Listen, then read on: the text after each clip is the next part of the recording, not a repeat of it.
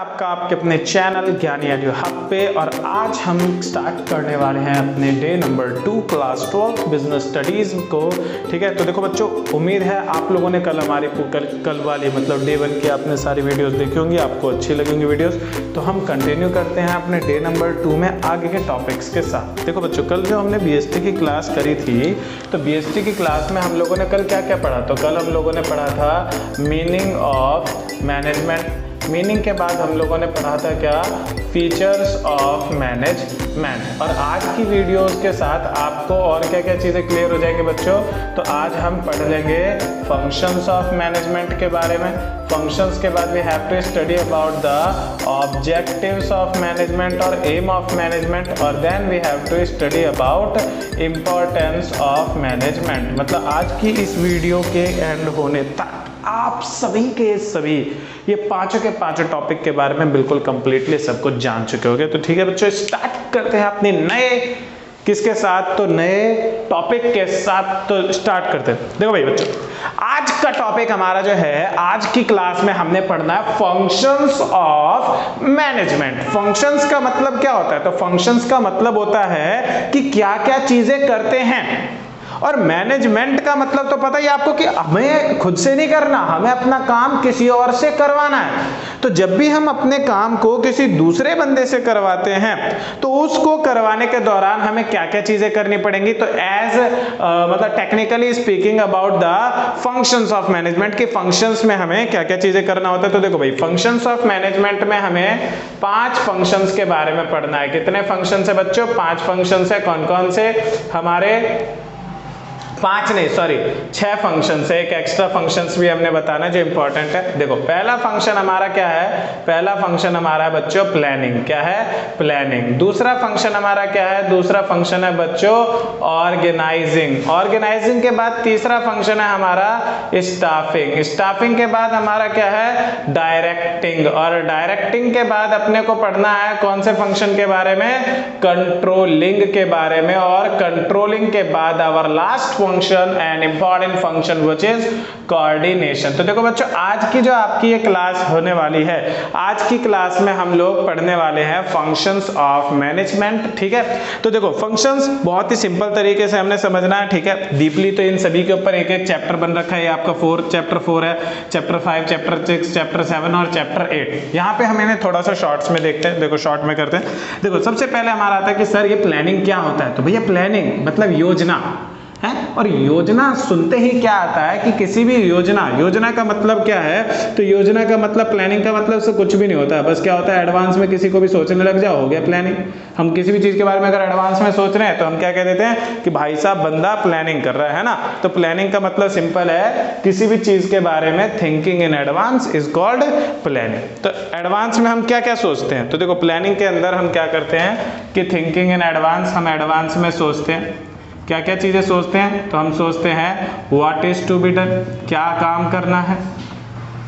When it is to be done, कब करना है। When it is to be done, कब करना है। ठीक है, और how it has to be done, for whom it has to be done. सब कुछ सोचना हमारा क्या कहलाता है? इसी चीज को हम कह देते हैं प्लानिंग। मतलब प्लानिंग क्या है? तो सर प्लानिंग कुछ भी नहीं है, एडवांस में कुछ भी सोचो प्लानिंग बन जाता है, सिंपल बात आती है। ऑर्गेनाइजिंग क्या होती है? तो देखो ऑर्गेनाइजिंग का मतलब कुछ नहीं है कि हमने जब भी प्लान किया, तो प्लान करने के दौरान हमने बहुत सारी चीजें सोचेंगे। जो सपोज दैट प्लान किया कि मेरा बर्थडे करना है, ठीक है, मेरा बर्थडे आप लोगों ने सेलिब्रेट करना है, तो आप सभी क्या करोगे? पार्टी ऑर्गेनाइज करोगे। और पार्टी ऑर्गेनाइज करने के लिए आपको क्या करना है? एक काम तो है नहीं, बहुत सारे काम है। डेकोरेशन, स्नैक्स, म्यूजिक पार्टी और वेलकमिंग, मतलब बहुत सारी चीजें होती है कि नहीं। तो क्या कह रहा था, ऑर्गेनाइजिंग में हम कुछ नहीं करते। ये ऐसा प्रोसेस जिसमें बस हमें क्या करना है, इस वाले प्रोसेस में हमें बस क्या करना है, आइडेंटिफिकेशन। इसमें हमने काम जो भी हमने करने होते हैं, सभी कामों का हम क्या करते हैं? आइडेंटिफिकेशन करते हैं। आइडेंटिफिकेशन करने के बाद जो जो काम एक जैसे होते हैं, मतलब आइडेंटिफिकेशन करके हम डिवाइड कर देते हैं काम को, divide the task in small unit, और स्मॉल यूनिट्स में टास्क को डालने के बाद एंड मेकिंग देयर ग्रुप, उनका हम ग्रुप बना देते हैं जिसको हम क्या कह देते हैं, डिपार्टमेंट वगैरह, और फिर वहाँ पे हम लोगों को जॉब कर देते हैं। मतलब क्या है कि मान लो मैंने अगर क्या कहते हैं मैंने अपनी एकेडमी खोली, तो भाई एकेडमी खोलने की प्लानिंग करी, प्लानिंग करने के बाद मैं सामान वामान सब कुछ लेके आ गया। अब वहाँ कैबिन तो बनाना पड़ेगा ना कि ये जूनियर कैटेगरी के बच्चे यहाँ पे आएंगे, सीनियर वाले बच्चे यहाँ पे आएंगे, ग्रेजुएशन वाले यहाँ पे आएंगे, पोस्ट ग्रेजुएशन वाले की क्लास यहाँ चलेगी, इनको ये सब्जेक्ट पढ़ाया जाएगा, वो सब्जेक्ट पढ़ाएगा। तो इस तरीके से हमें प्रॉपर, मतलब जितने भी हमारे काम है, जितने भी हमारे टास्क हैं, सभी टास्क को हम पहचानते हैं, छोटे छोटे पार्ट्स में डिवाइड करते हैं और उनका डिपार्टमेंट बना देते हैं। उसी को हम कह देते हैं क्या, उसी को हम कह देते हैं ऑर्गेनाइजिंग। बात आती है सर ये नेक्स्ट फंक्शन जो है स्टाफिंग क्या है। तो स्टाफ तो हम ऐसे सुनते थे, मतलब स्कूल में सुनने को मिलता था कि हाँ मतलब जैसे कोई बच्चा अगर किसी टीचर का कोई रिलेटिव अगर पढ़ रहा है तो वो कहता था कि मैं स्टाफ मेंबर टाइप समथिंग ऐसा कुछ सुनते थे। तो बच्चों देखो यहाँ पे भी सेम टू सेम वही है, ठीक है। देखो क्या है स्टाफिंग का मतलब हमारा क्या होता है, तो स्टाफिंग का मतलब कुछ भी नहीं है। स्टाफिंग का मतलब सिंपल है, ये हमारा दैट प्रोसेस, ये हमारा वो वाला प्रोसेस होता है जिस प्रोसेस में हम स्टाफ मतलब कंपनी के अंदर काम करने वाले जो लोग होते हैं ना, उनका प्रॉपर इंटरव्यू लेते हैं, चेक करते हैं हाँ भाई बंदे के अंदर एबिलिटी है कि नहीं। मतलब ऐसे किसी को तो नहीं लेगा। मान लो जो सपोज दैट कि मैं तुम्हारे लिए तुम्हारे चैनल पे मतलब पढ़वाने के लिए मैं बीएसटी का दूसरा टीचर जो रखूंगा, तो टीचर को रखते टाइम उसके सर्वगुण संपन्न होने की चेकिंग की जाएगी ना भाई, मतलब प्रॉपर इंटरव्यू लिया जाएगा। तो स्टाफिंग वही प्रोसेस है जिस प्रोसेस में हमें जितने भी लोग चाहिए होते हैं उन सभी लोगों को, मतलब जितनी भी पोजीशन खाली है, मतलब वहां जिसको भी हमें काम पे रखना है, तो वहां हम लोगों को जॉब प्रोवाइड करते हैं। मतलब सिंपल है कि दैट प्रोसेस इन विच, जिस प्रोसेस के अंदर हम क्या करते हैं, हम फाइंड करते हैं, मतलब ढूंढते हैं किसको, finding right person for particular job, कि हमारे पास जितने भी काम है उन सभी काम को करने के लिए उन काम के हिसाब से जिसको भी उसके रिलेटेड क्वालिफिकेशन है, जो स्पेशलाइज्ड है, उस बंदे को ढूंढते हैं और वो बंदा क्या करता है, फिर उसको हम वहां पे काम पे रख देते हैं। उसको हम कह देते हैं स्टाफिंग। फिर बात आती है डायरेक्टिंग क्या होता है सर। तो डायरेक्टिंग कुछ भी नहीं, डायरेक्टिंग हमारा वो प्रोसेस होता है जिस प्रोसेस में हम क्या करते हैं, process in which we have to give direction. मतलब इस प्रोसेस में हम क्या करते हैं, हमने लोगों को काम पे रख लिया, अब उन्हें ट्रेन करते, बताते हैं कि भाई कंपनी में ये काम होता है, वो काम होता है, फलाना होता है, ढिमकाना होता है, तुमने ऐसे काम करना है, वैसे काम करना है। कोई गलती कर दी तो उनको मतलब चेक करते रहना टाइम टू टाइम काम करने के दौरान, मतलब सुपरविजन करते रहना।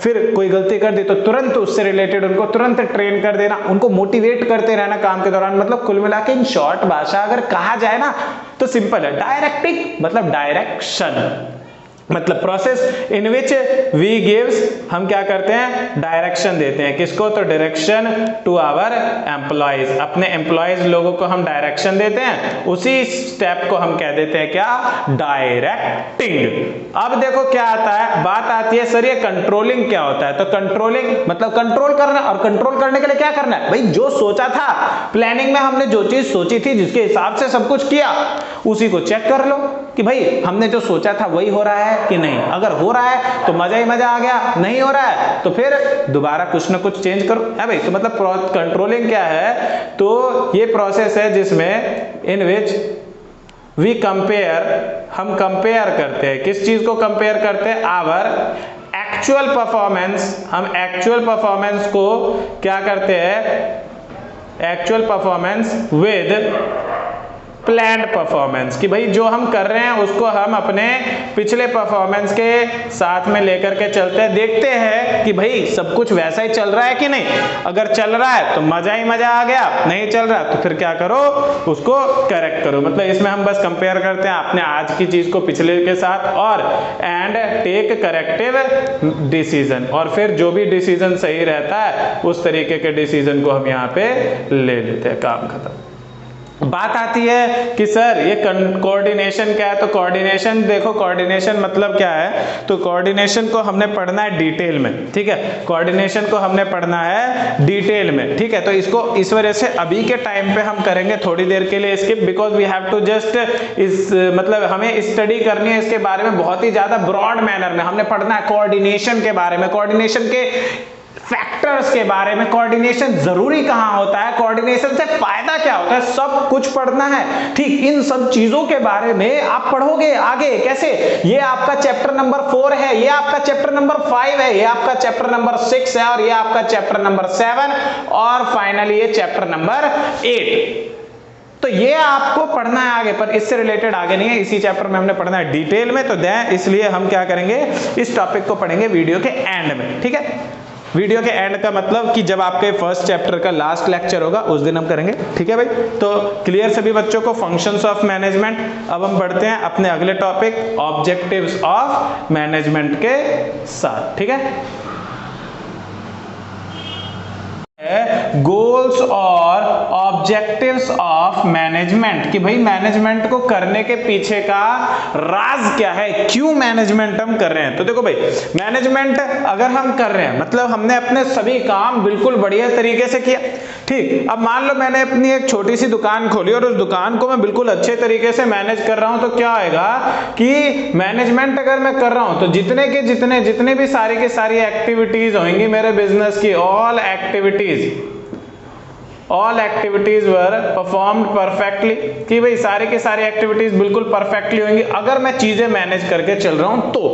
और अगर सभी की सभी चीजें परफेक्टली हो गई तो एवरीवन विल सेटिस्फाई, कि भाई हर कोई बंदा क्या होएगा वहां पे फिर सेटिस्फाई होगा, हर कोई खुश होएगा। मतलब अगर मेरी दुकान अच्छे से चल गई, भाई मैं भी खुश, मेरे घर वाले भी खुश, जितने लोग मेरे वहां काम करेंगे सब खुश। तो ऐसे ही कहा जाता है कि मैनेजमेंट के ऑब्जेक्टिव्स को टेक्निकली स्पीकिंग कि 3 उसमें डिवाइड किया गया, ऑर्गेनाइजेशनल ऑब्जेक्टिव, पर्सनल ऑब्जेक्टिव्स और सोशल ऑब्जेक्टिव्स। पहले हम स्टार्ट करेंगे किसके साथ, ऑर्गेनाइजेशनल ऑब्जेक्टिव्स हमारे क्या हैं।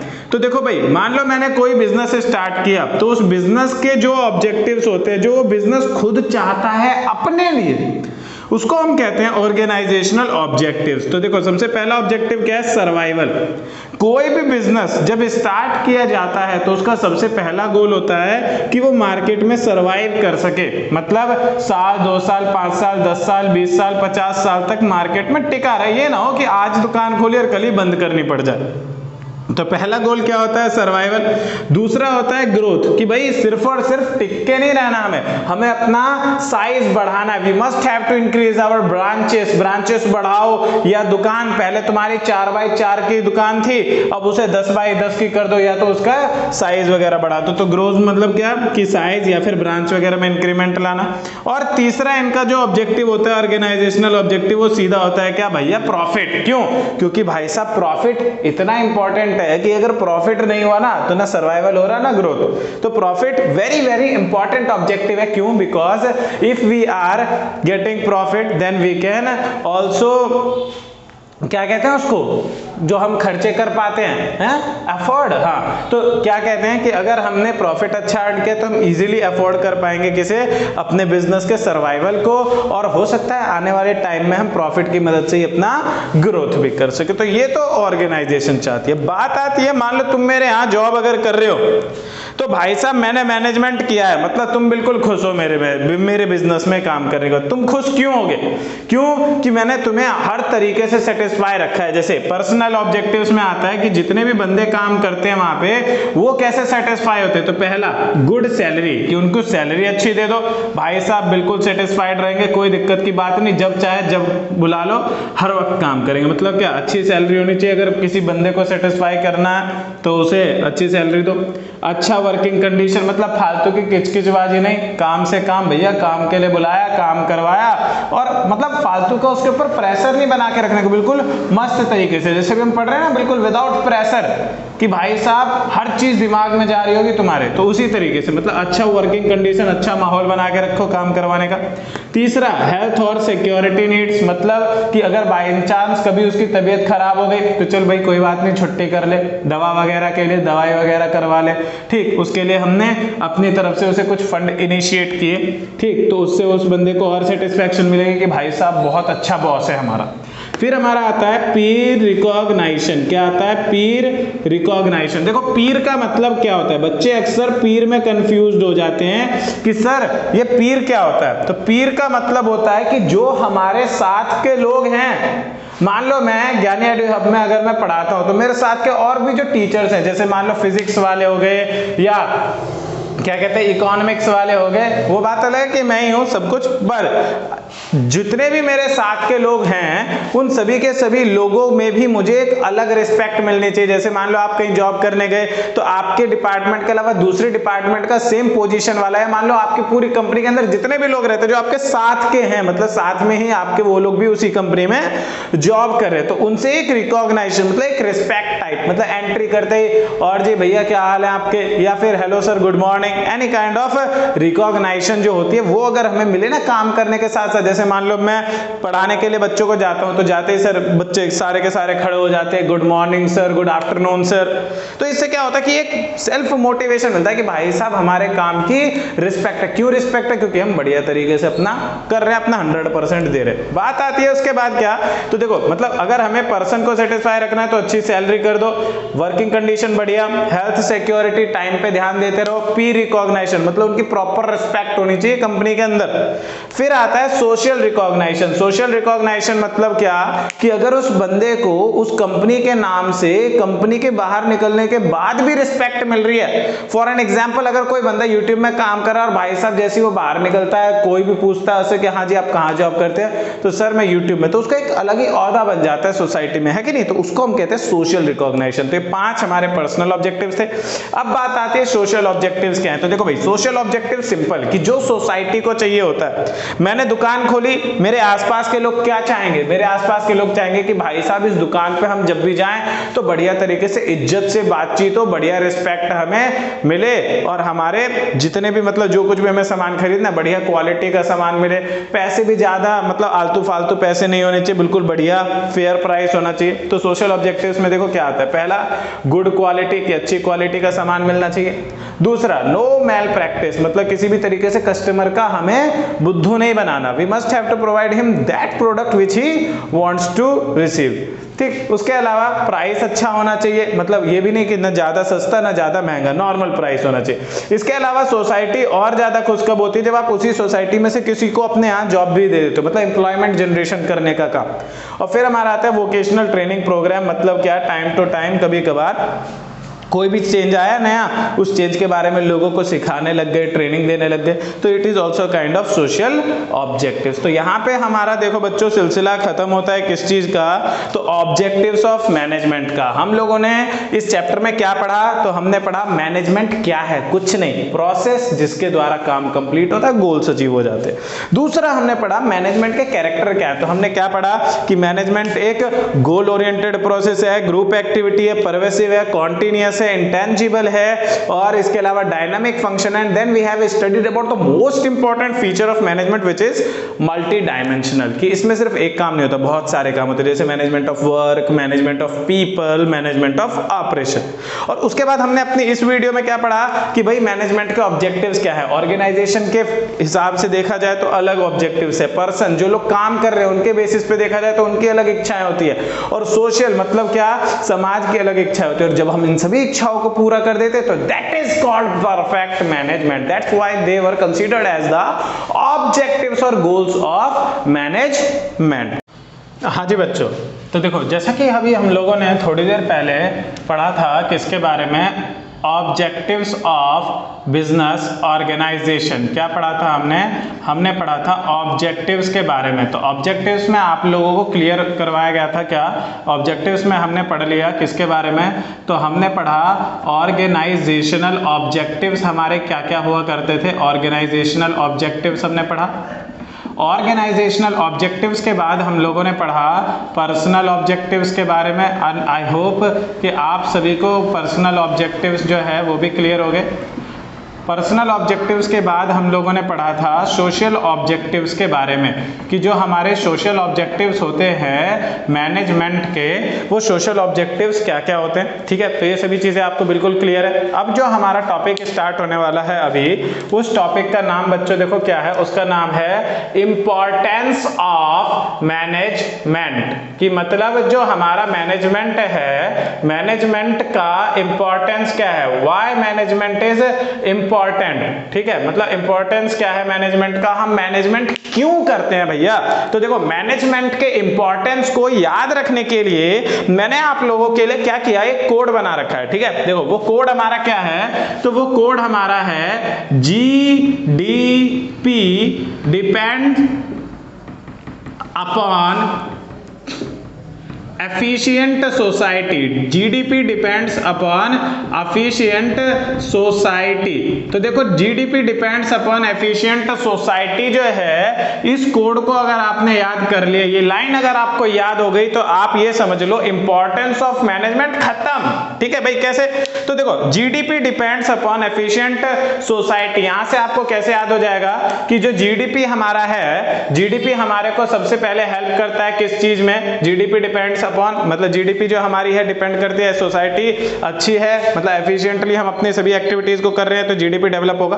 ठीक, यहां से देखो कोड से हमें कैसे पता लगता है, हमारे GDP का सबसे वो इंपॉर्टेंट, मैनेजमेंट का सबसे इंपॉर्टेंट, सबसे पहला इंपॉर्टेंस क्या है कि ये हमारे को हेल्प करता है किस चीज में, तो हेल्प्स इन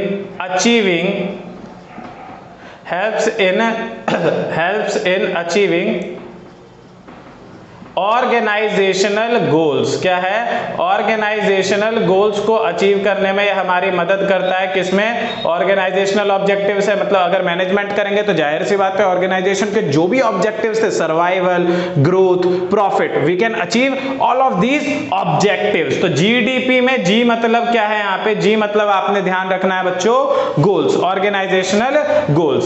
D मतलब क्या है, तो D का मतलब होता है कि GDP हमारी हेल्प करता है किस चीज में, तो GDP हेल्प करता है हमारी किस में, डेवलपमेंट ऑफ पर्सनल, कि जितने भी पर्सन हमारे साथ काम करते हैं उन सभी पर्सन्स का डेवलपमेंट होएगा।